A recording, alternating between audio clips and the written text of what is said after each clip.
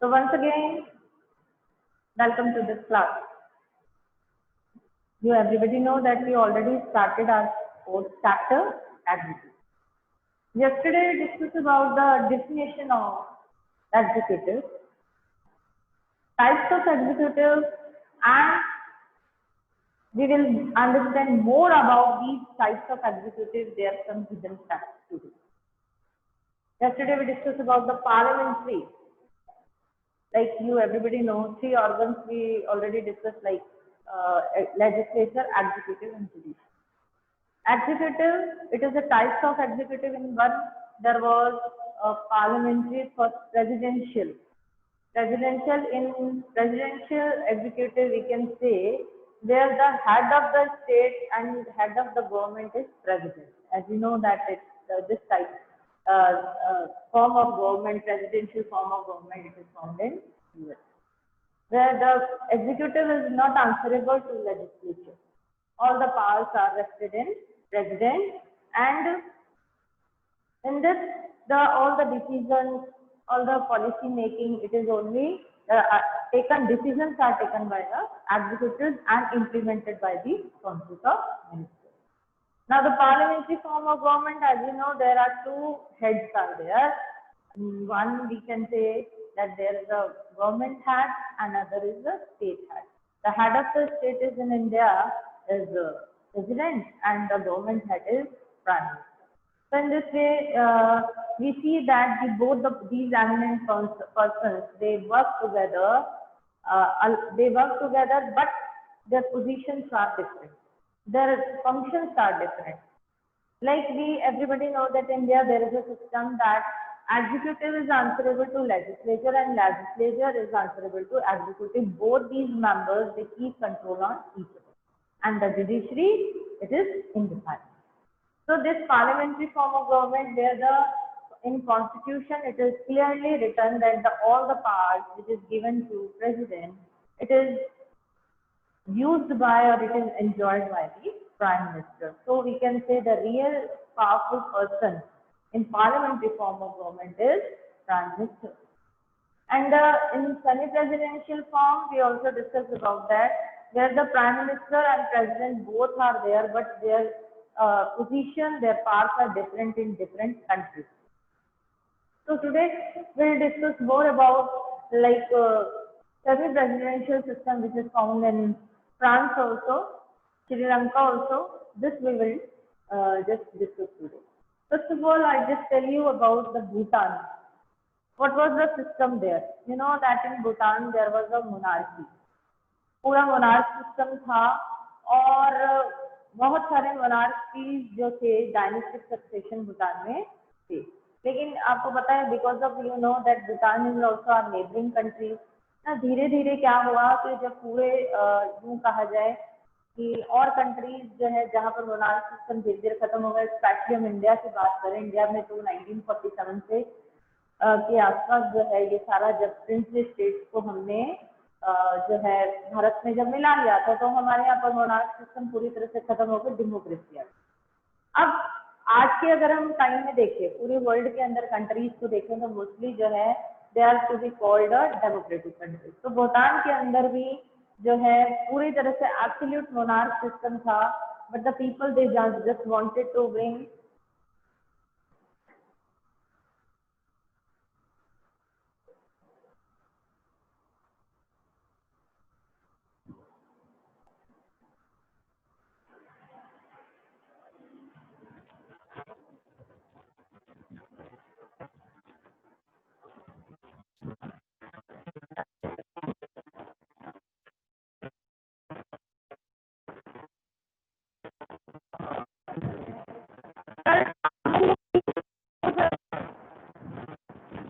कर रही थी तो बस चेक हो गया.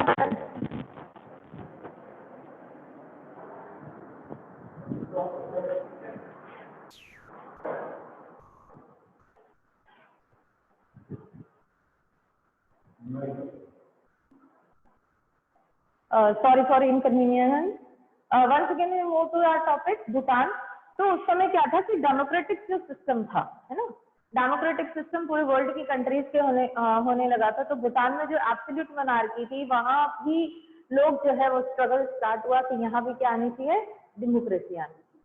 तो उस दौरान क्या हुआ कि सबसे पहले नेशनल असेंबली आई। आपको मालूम है the role of national assembly, in your class 10th you already read about national assembly की। अगर कोई कॉन्स्टिट्यूशन लाना होता है, किसी देश को अगर डेमोक्रेसी पाथ पे चलाना होता है, तो सबसे पहले एक असेंबली होती है।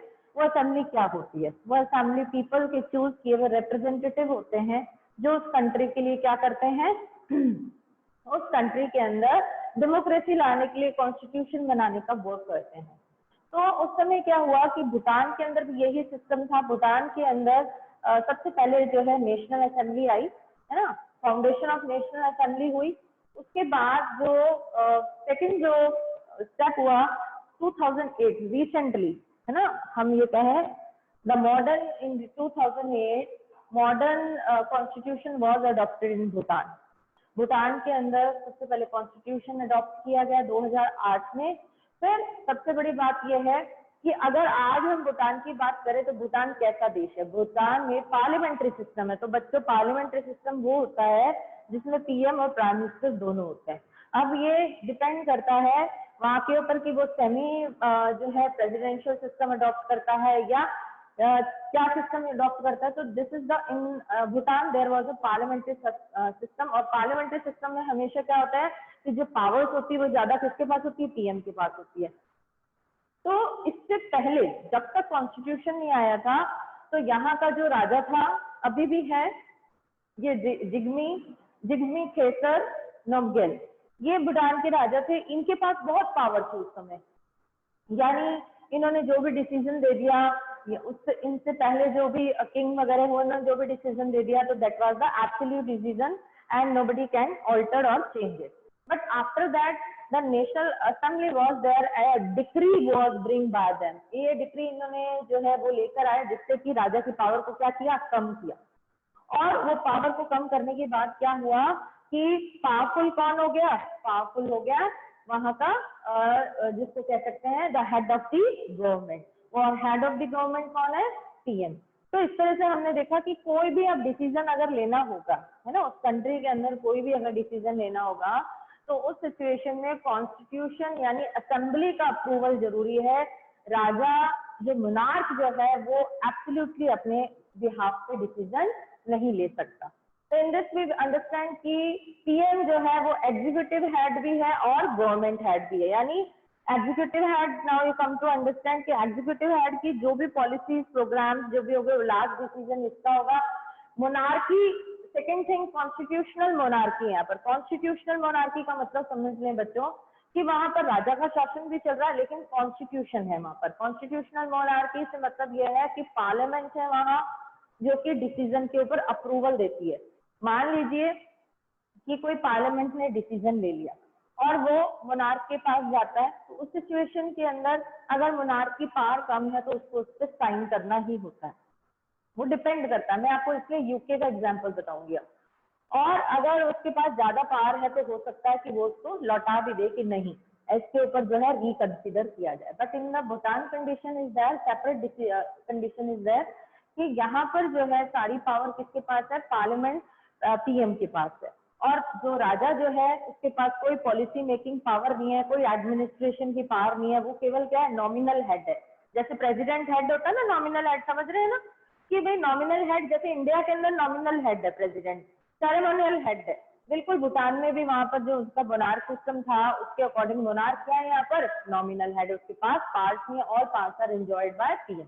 तो यहाँ पर ओवरऑल अगर आज हम भूटान को देखना चाहते हैं कि भूटान के पास कैसी पावर्स हैं, मतलब वहाँ क्या पॉलिटिकल सिस्टम है, तो सबसे पहले पॉलिटिकल सिस्टम की बात करते हैं। वहां पर है पार्लियामेंट्री सिस्टम है, तो पार्लियामेंट्री सिस्टम हमें समझ में आ गया। सेकेंड थिंग है कॉन्स्टिट्यूशनल मोनार्की। तीसरी यूनिटरी स्टेट है। यूनिटरी मतलब all powers are vested in central government, यानी यहाँ पर लेवल्स ऑफ गवर्नमेंट नहीं है जहाँ पर पावर्स को शेयर किया गया हो। यहाँ पर पावर्स क्या है, सेंट्रली है।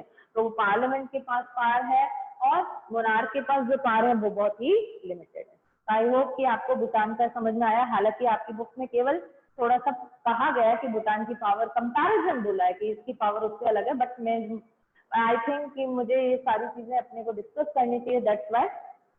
भूटान का क्लियर हुआ, उसके बाद हम यूके की बात कर लेते हैं। देखो you already red in class 10 की यूके के बारे में क्या पढ़ा था, यूनाइटेड किंगडम। इसको कैसे बोला, United kingdom of and Northern Ireland, इसका कंप्लीट नेम है। तो देखो बच्चों, आप लोगों ने यूनिफिकेशन पढ़ा होगा, उसमें ये देखा था कि हमने जो है किसके through, there was a United Kingdom का जो यूनिफिकेशन था, it was a long drawn process. कोई फाइटिंग नहीं हुई थी, कोई अपहीवल नहीं हुआ था, कोई वॉर नहीं हुआ था, वहां पर एक प्रोसेस के थ्रू हुआ।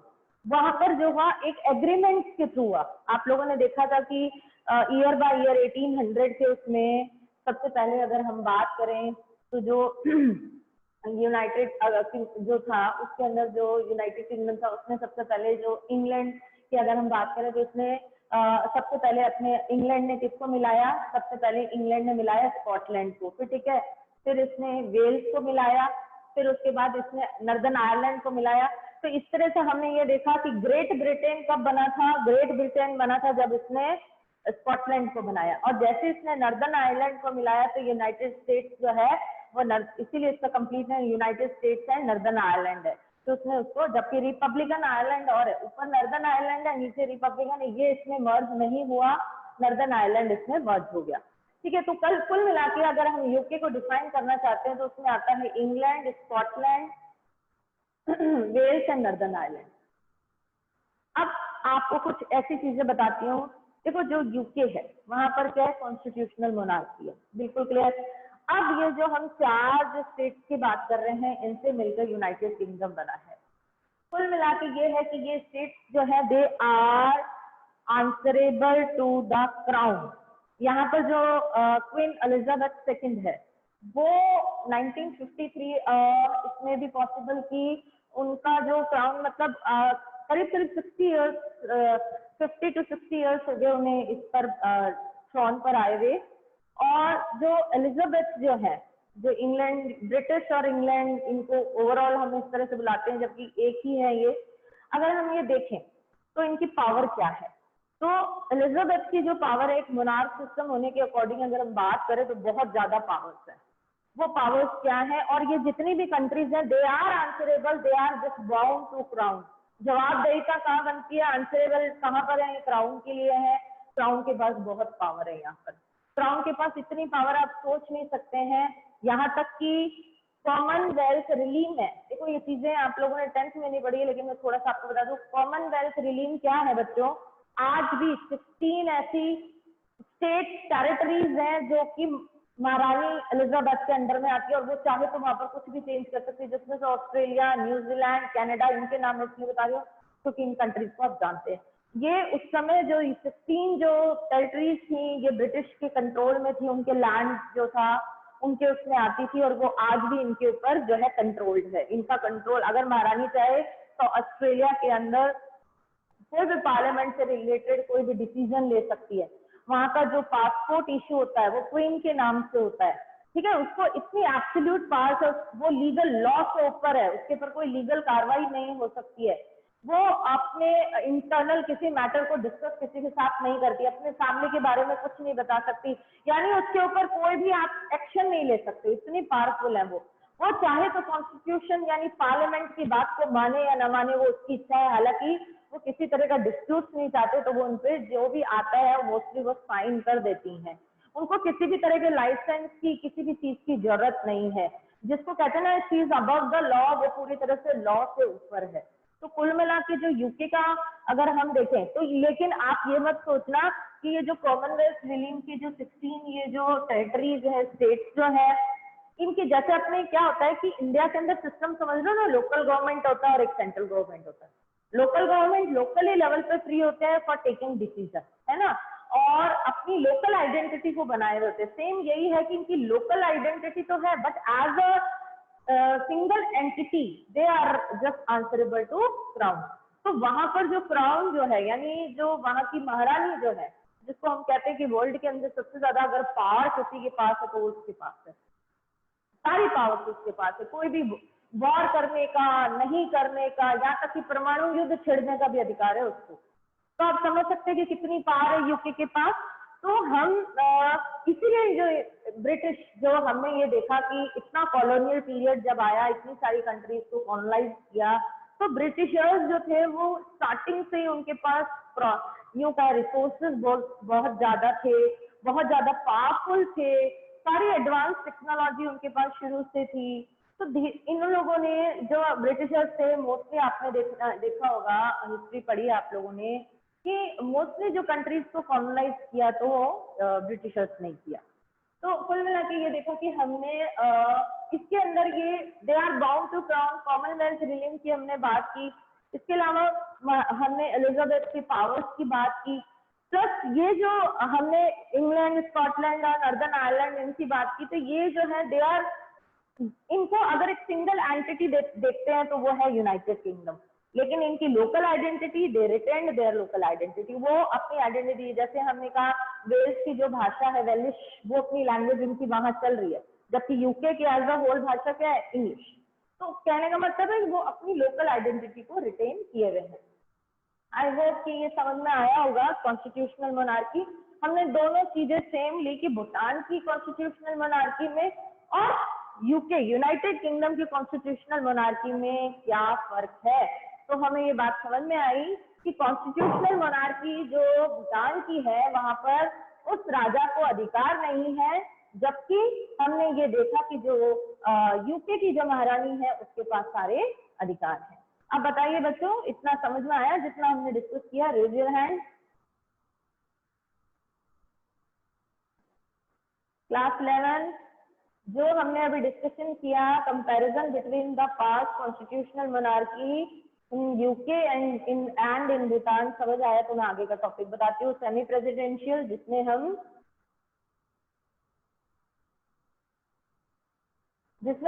श्रीलंका का एग्जाम्पल पढ़ेंगे और फ्रांस का पढ़ेंगे। ठीक है, चलिए let's start. Okay, thank you. देखो बच्चों, सबसे पहले हम बात करते हैं सेमी प्रेसिडेंशियल की बात करते हैं। तो सेमी प्रेसिडेंशियल में हमें मालूम है कि प्रेसिडेंट होता है, ठीक है, और उसमें क्या होता है, पीएम भी होता है। ये बात तो क्लियर हो गई। ठीक है, फ्रांस के अंदर हम स्पेशली अब डिस्कस करें, फ्रांस को अगर हम डिस्कस करें तो वहां पर क्या है, सेमी प्रेसिडेंशियल सिस्टम है, पार्लियामेंट्री फॉर्म ऑफ गवर्नमेंट है। Parliamentary form of government means राशि, ठीक है, चलिए, तो पार्लियामेंट्री फॉर्म ऑफ गवर्नमेंट है फ्रांस में, जहां पर क्या है, प्रेसिडेंट है, प्राइम मिनिस्टर्स है एंड काउंसिल ऑफ मिनिस्टर्स। लेकिन वहां पर सेमी प्रेसिडेंशियल कैसे जो है अडॉप्ट किया है, मैंने आपको बताया, it is very to country. ये हर कंट्री का अलग अलग सिस्टम है। फ्रांस में क्या है, चलिए, फ्रांस में और श्रीलंका को दोनों को साथ में पढ़ाऊंगी, इससे क्लियर आ जाएगा समझ में कि वहां पर सेमी प्रेसिडेंशियल सिस्टम क्या था और श्रीलंका में क्या था। फ्रांस में देखिए, प्रेसिडेंट जो था उसको सारी पावर थी, is executive head of the state, सारी पावर।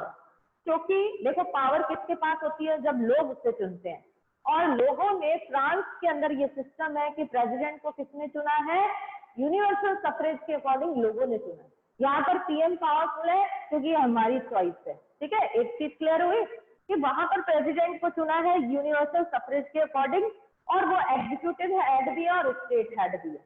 वहां पर पीएम है, लेकिन पीएम की पावर्स नहीं है। पीएम को कौन चुनता है, प्रेसिडेंट चुनता है। प्रेसिडेंट का जो वर्किंग, जो यूं कहा जाए कि टेन्योर क्या है, 5 इयर्स है, और पहले क्या था, 7 इयर्स थे, और many times he could be appointed for many times, ये सिस्टम था। बट एक अमेंडमेंट लाया गया जिससे कि थोड़ा सिस्टम चेंज हुआ। उसमें ये था कि जो प्रेसिडेंट होगा वो 5 इयर्स के लिए चुना जाएगा और 2 टाइम से ज्यादा नहीं चुना जाएगा। ठीक है, तो अब प्रेसिडेंट के पास पावर कितनी है, बहुत ज्यादा पावर है, प्राइम मिनिस्टर से ज्यादा है, क्योंकि प्राइम मिनिस्टर को कौन अपॉइंट करता है, प्रेसिडेंट करता है। प्राइम मिनिस्टर का अपॉइंटमेंट कैसे होता है, प्राइम मिनिस्टर का अपॉइंटमेंट जो पार्टीज होते हैं वो उनकी जो उन पार्टीज के अंदर जिनके वोट ज्यादा होते हैं, उन लीडर को वो क्या है, जहां उसके अकॉर्डिंग ये है वैसे ही कि उसको अपॉइंट करता है। अब पीएम किसको अपॉइंट करता है, पीएम करता है मिनिस्टर्स को अपॉइंट, लेकिन मिनिस्टर्स को अपॉइंट करने का उल्टा मामला है। यहाँ पर मिनिस्टर्स को अपॉइंट करता है पीएम, लेकिन अब किसका अप्रूवल चाहिए, यहाँ पर प्रेसिडेंट का चाहिए। हमारे इंडिया में क्या होता है, कि प्रेसिडेंट जो है उनको शपथ दिलाता है मिनिस्टर्स को, लेकिन उनको अपॉइंट कौन करता है? पीएम करता है। एडवाइस किसकी होती है? एडवाइस उसकी खुद की होती है, सिर्फ प्रेसिडेंट को क्या करना होता है? उस काम को करना होता है। यहाँ पर सारा का सारा जो अगर हम देखें सीन क्या है, यहाँ पीएम को चुनता है प्रेसिडेंट, पीएम चुनता है मिनिस्टर, लेकिन मिनिस्टर किसकी चॉइस के हिसाब से होते हैं? प्रेसिडेंट के हिसाब से होते हैं। ठीक है, अब और क्या चीज है? President and PM they work together, दोनों साथ साथ में काम करते हैं। ठीक है, और सबसे बड़ी बात यह है कि हमें मालूम है कि पार्लियामेंट्री सिस्टम के अंदर अगर हम यहाँ देखें तो कैबिनेट की मीटिंग कौन प्रिसाइड करता है? Prime minister. बट वहां पर कैबिनेट की मीटिंग कौन प्रिसाइड कर रहा है? प्रेसिडेंट। इवन पीएम को हटा भी सकते हैं थ्रू अ रेजोल्यूशन। तो ये पूरा सिस्टम फ्रांस के अंदर है, जिसमें हमने देखा कि सेमी प्रेसिडेंशियल सिस्टम के अकॉर्डिंग प्रेसिडेंट जो है वो यहाँ पर पावरफुल है, सारी पावर्स उसके पास है। पीएम जो है एज अ सेरेमोनियल है, वर्क कर रहा है, but on the advice of president और and we can say according to the assent of the president. तो ये फ्रांस का सिस्टम था। इन अ शॉर्ट मैंने आपको क्लियर किया, क्योंकि बहुत ज्यादा कोर्स में नहीं है, लेकिन आपको आइडिया सारा मैं देती जा रही हूँ कि क्या था। अब हम श्रीलंका की बात करते हैं। ठीक है, श्रीलंका के अंदर क्या था? श्रीलंका की आपको छोटी सी स्टोरी सुनाती हूँ मैं। श्रीलंका आइलैंड कंट्री मालूम है आपको, साउथ में, हमारे ईस्ट में, साउथ ईस्ट में। और श्रीलंका के को अगर हम देखें 1993 2000 ईयर्स बिफोर की बात कर रहे हैं हम, उस समय वहां पर क्या था? मोनार्की सिस्टम चलता था। चोला, आप लोगों ने चोला डायनेस्टी के बारे में सुना होगा, है ना? साउथ के अंदर चोला डायनेस्टी थी। तो श्रीलंका की जो डायनेस्टी जो थी यहाँ पर जो थी, मोस्टली चोला डायनेस्टी ने ही राज किया था। और श्रीलंका की और कहा जाए कि ऑलमोस्ट 181 मोनार्क थे जिन्होंने श्रीलंका के ऊपर जो है रूल किया। यूं कहा जाए डायनेस्टिक थी, डिफरेंट डायनेस्टीज थी। तो कुल मिला के हमें ये बात समझ में आई कि यहाँ पर क्या था? सिस्टम डायनेस्टिक सिस्टम था, यानी मोनार्क सिस्टम था। उसके बाद आपको पता है कि धीरे धीरे इंडिया के अंदर पुर्तगीज आए, डचीज आए, फ्रेंच पीपल आए। तो इन्होंने न केवल इंडिया, मतलब उस समय तो जो है ये आइलैंड जो कंट्री थी, इसके ऊपर भी पुर्तगीज, डचेज और फ्रांस ने क्या किया? कब्जा कर लिया। अब अपहीवल्स स्टार्ट हुए, स्ट्रगल स्टार्ट हुए, श्रीलंका के लोगों ने अपहीवल किया। धीरे धीरे जो सबसे ज्यादा पार्ट जो श्रीलंका का कंट्रोल्ड हो रहा था वो पुर्तगीज ने किया था। लेकिन जब अपहीवल हुआ इतना ज्यादा, ठीक है, स्ट्रगल स्टार्ट हुआ, लोगों ने जो किया, उसकी वजह से पुर्तगीज को वो जगह छोड़नी पड़ी। उसके बाद धीरे धीरे क्या हुआ कि ब्रिटिशर्स आए। आपको पता ही इनके बाद क्या हुआ है? ब्रिटिशर्स आए। तो ब्रिटिशर्स ने जो है श्रीलंका के ऊपर पूरी तरह से कब्जा जमाना शुरू कर दिया और पूरी तरह से अंडर कंट्रोल कर लिया। लेकिन उस समय भी क्या हुआ कि वहां पर जो है अपहीवल हुआ। धीरे धीरे इंडिया को जैसे 1947 में आजाद किया था, उसी समय श्रीलंका भी साथ में था, तो वो आजाद हो गया। लेकिन एक कंडीशन जो अलग थी इंडिया से और श्रीलंका की, वो कंडीशन क्या अलग थी कि इंडिया तो आजाद हुआ, 2-3 साल तक यहाँ पर डोमेन रहा। डोमेन का मतलब होता है कि ब्रिटिशर्स चले तो गए, लेकिन अभी भी उनका क्राउन, अभी भी जो है कंपनी के थ्रू और क्राउन के थ्रू यहाँ पर क्या चल रहा था कि वहां का जो राजा जो था ना, वो अभी भी यहाँ पर एक पोस्ट पर था। तो इस वजह से अभी भी उनका डोमेन चल रहा था। बट हमने फाइनली उसको जब हमारा कॉन्स्टिट्यूशन कंप्लीट हुआ तब तक हमने इस चीज को पूरी तरह से खत्म कर लिया और हम सॉवरेन कंट्री बन गए अच्छी तरह से, Republic, sovereign, socialist, democratic country. लेकिन श्रीलंका के अंदर क्या स्थिति रही? श्रीलंका जो था 1947 में आजाद तो हो गया, वहां पर भी रिपब्लिक आ गई, लेकिन पूरी तरह से नहीं हुआ। डोमिनेंट जो पावर जो थी उनकी, ब्रिटिशर्स की, वो वहां रही। और फिर हम बात करते हैं कि ये 1978 की बात है। 1978 the constitution Sri Lanka was amended. 78 में अमेंडमेंट आया और वो पूरी तरह से श्रीलंका क्या हो गया? एक रिपब्लिक कंट्री बन गया। And the system of executive presidency was introduce. अब यहाँ पर जो प्रेसिडेंसी सिस्टम इंट्रोड्यूस हुआ, यानी कॉन्स्टिट्यूशन भी लिखा गया, सब कुछ हुआ, रिपब्लिक भी बन गया, लेकिन यहाँ पर सेमी प्रेसिडेंशियल सिस्टम को अडॉप्ट किया। ठीक है, अब इसके अंदर क्या था बात करते हैं।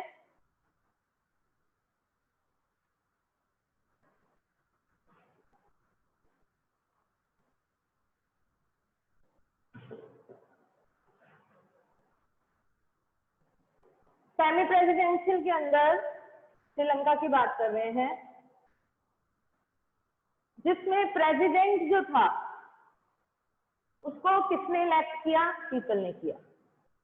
अब आप बताइए कि under the system the executive presidency people directly elect the president, और ऐसी कंडीशन के अंदर पीएम और प्रेसिडेंट दोनों है। वहां पर प्रेसिडेंट और पीएम की पावर्स का यहाँ पर अलग तरीके से डिवीजन किया गया है। President has vast powers than PM. क्यों? क्योंकि मैंने आपको पहले ही बताया था कि प्रेसिडेंट को कैसे इलेक्ट किया है। President is elected by through the universal suffrage by the people. तो ये फर्क आया, इस वजह से प्रेसिडेंट की पावर्स क्या थी? ज्यादा थी। फिर प्रेसिडेंट के पास क्या आई power? The president chooses the prime minister. अब प्रेसिडेंट किसको चुनेगा? प्राइम मिनिस्टर को चुनेगा। और सारी जो ओवरऑल जो मिनिस्टर्स को चुनने की भी पावर जो है वो किसके पास है? प्रेसिडेंट के पास है। ठीक है, तो मिनिस्टर मस्ट बी मेंबर। और one more condition is that कि मिनिस्टर्स जो है they should be the member of the parliament and one time they should be member of one house. ऐसे नहीं कि एक ही बार में दोनों हाउसेस के हैं।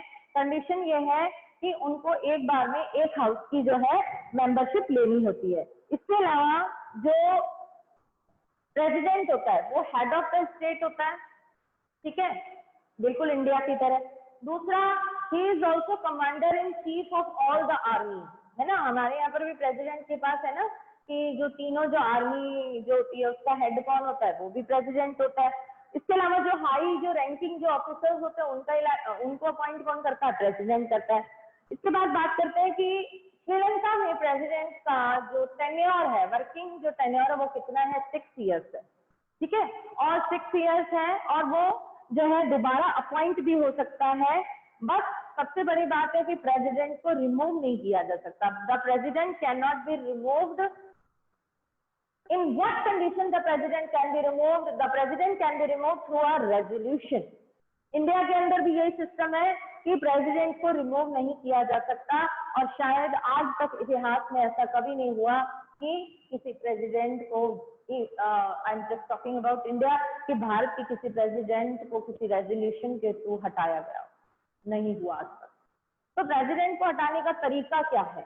अब हमने स्पेशल मेजोरिटी देखी थी जिसमें हमने 2/3 जो मेंबर्स है पार्लियामेंट के, उनके मेंबर्स की जो है एसेंट होना जरूरी है। वो अगर एसेंट होता है उसके बाद क्या होता है? हाफ ऑफ, देखो 2/3 both the houses of 2/3 members.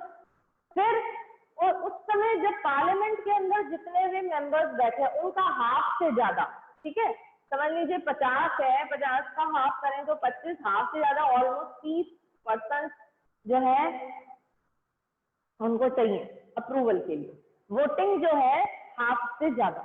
तो उस कंडीशन के अंदर अगर रेजोल्यूशन पास होता है और स्पीकर देखता है कि रेजोल्यूशन पास हो गया है और वो कहता, वो सारी चीजें जो है देख रहा है कि it is against of the president of the removal if it is approved by the parliament members, then the speaker has the right to take this case और we can say to the supreme court. अब supreme court वो सारा देखता है कि ये सारा legal process के अंदर हुआ है कि नहीं हुआ है।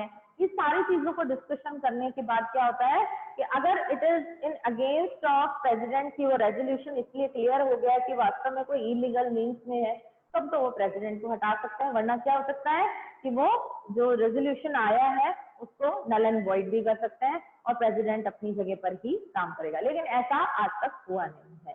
तो कुल मिला के ये है कि हमने ये देखा different countries situations are different and we can say different parts are there where it is enjoying in presidential, parliamentary and semi-presidential, where we discuss about Bhutan, UK, Sri Lanka and France. बताइए अभी जितना discuss किया समझ में आया? क्योंकि अब जो टॉपिक जाना है वो आपके वापस parliamentary system of India, particular अब हम इंडिया के बारे में पढ़ेंगे, क्योंकि इससे पहले हमने क्या एक बैकग्राउंड को डिस्कस किया था। वो बैकग्राउंड हमने ये देखा कि डिफरेंट टाइप्स ऑफ एग्जीक्यूटिव्स हैं, वो डिफरेंट कंट्रीज में अलग तरीके से काम करती हैं। Now we will read about the parliamentary form of India, कि इंडिया के अंदर क्या सिस्टम है और is it beneficial, is it full of features or not, that this will be conclude after reading it. अपने raise your hands अगर समझ में आया इतना तो।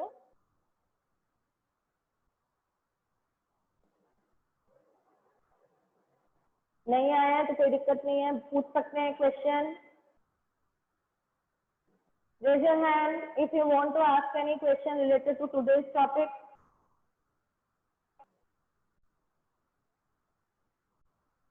कोई दिक्कत नहीं है, चलिए तो ठीक है।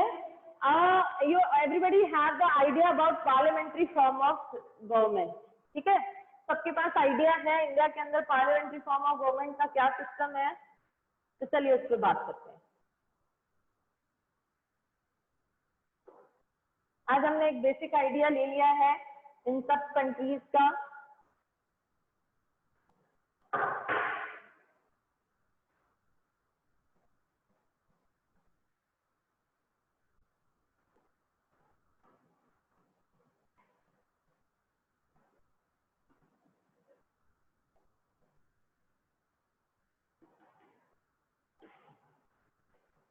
Today I will give you some superficial idea about parliamentary system.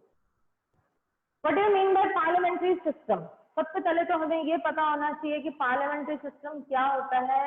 Parliament, parliament, to houses, upper and lower, Lok Sabha, Rajya Sabha. Parts are divided different levels and different organs. Organs are legislature, executive, judiciary. बात करते हैं legislature में कौन people आते हैं।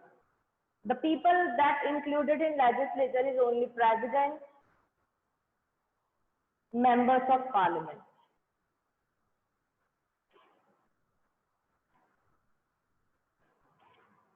Executive में president, prime minister, members of parliament, civil servant, in judiciary, high court and supreme court. This is the system where in India especially there is a system of electing the government head. What is the system here? Through the universal adult franchise we choose our government. This is called the representative government. In this we will read here about the parts of constitutional head, or we can say state head, and on the other hand the government head. The state head is president and the government head is prime minister. So different parts they enjoy. And one more thing here that I told you before, all the parts are vested according to the constitution in president, but it is enjoyed totally by the prime minister. This is a parliamentary form of government. There are councils of ministers, these are appointed by the president on the advice of prime minister. So through these we will also understand the different functions, their control on these councils of ministers and all that. So as a whole we understand where the president and prime minister separately enjoyed their power according to the constitutional nominal and real parts are there. This is known as the parliamentary form of system, especially in India. So tomorrow we will discuss about all these things thoroughly about the parliamentary system. So today's class is over now. If you have any query, you can ask, raise your hand. अगर नहीं है तो कल हम next topic start करेंगे। और in between जो है मैं आपका एक छोटा सा टेस्ट भी ले लूंगी एमसीक्यूज रिलेटेड, जिससे कि आपको चैप्टर और क्लियर होता जाएगा। ठीक है, till then have a good day.